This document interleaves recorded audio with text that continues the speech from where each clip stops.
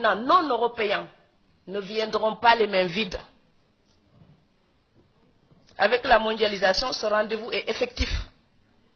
Malheureusement, l'Europe voit souvent ce qu'elle donne et nous parle moins de ce qu'elle reçoit de l'Afrique. Et l'Afrique, elle se soumet pour ce qu'elle reçoit par fatalisme ou par ignorance de la valeur de ce qu'elle a à offrir. Et comme je ne cesse de le répéter dans tous mes textes, aider quelqu'un, c'est l'aider à ne plus avoir besoin de vous. Sinon, c'est de l'assujettissement.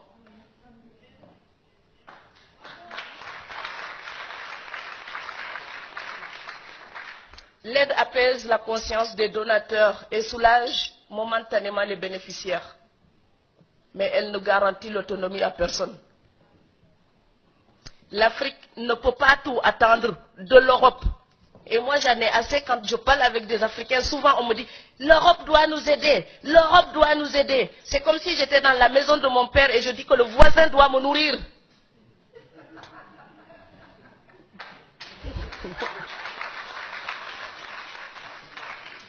Je sais bien qu'il y a des torts que nous devons reprocher à l'Europe. Mais 3 siècles de reproches ne changeront pas notre destin. Donc, chercher un coupable extérieur ne changera pas notre destin. Si ma maison brûle et je reste là et je dis, quelqu'un a jeté une allumette, ma maison brûle, quelqu'un a brûlé ma maison, quelqu'un a brûlé ma maison. 3 saisons après, je serai encore sous les étoiles. Donc oui, l'Afrique peut reprocher des choses à l'Europe. Oui, mais les défaillances de nos dirigeants d'aujourd'hui, nous ne pourrons pas les justifier, les légitimer uniquement en accusant l'Europe. Ce serait nous mentir à nous-mêmes.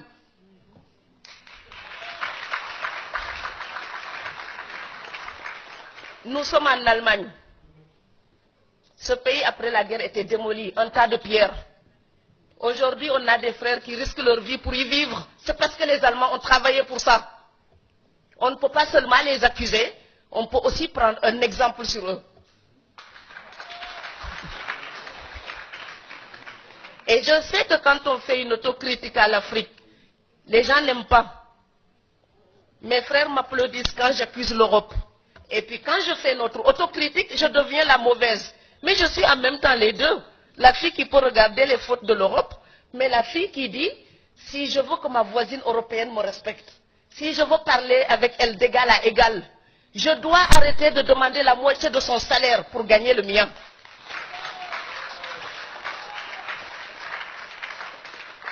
En ce moment, on parle beaucoup du partenariat Europe-Afrique.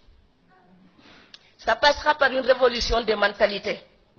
Celui à qui vous demandez la charité, vous ne pouvez pas le tutoyer.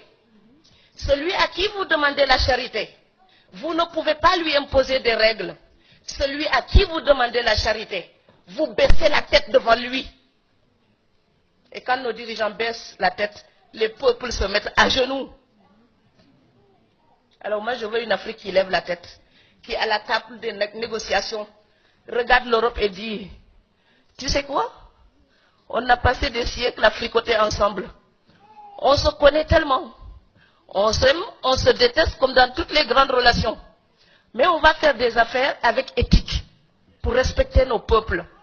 L'Europe n'est pas digne quand elle exploite l'Afrique pour le bien-être de son peuple. Ce n'est pas éthique. Et le peuple européen ne doit plus l'accepter.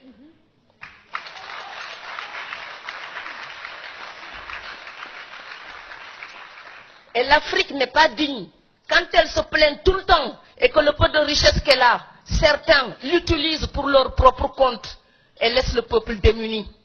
Ce n'est pas éthique non plus. Si le partenariat est une association en vue d'agir pour un bénéfice commun, je suis d'accord. Mais il est évident que pour l'instant, c'est l'Europe qui mène la danse. Alors de 2 choses l'une. Si vous voulez danser avec moi, vous ne pouvez pas seulement compter sur votre souffle, vous allez m'épuiser. Donc si vous voulez danser avec moi, on doit organiser nos pas et nous entendre doucement et nous entendre. C'est une conciliation. Ce n'est pas une domination, ce n'est pas un contrôle, ce n'est pas une tutelle, c'est une conciliation.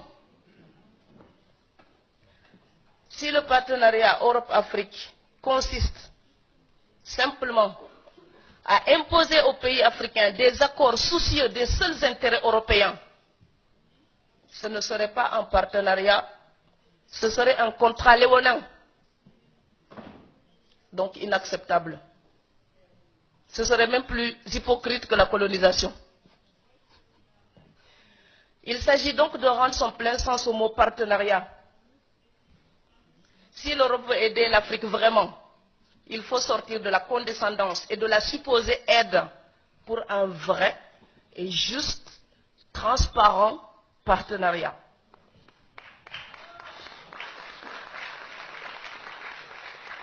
Et l'Afrique a son rôle à jouer dans cette quête de perspective. Alors que doit-elle faire?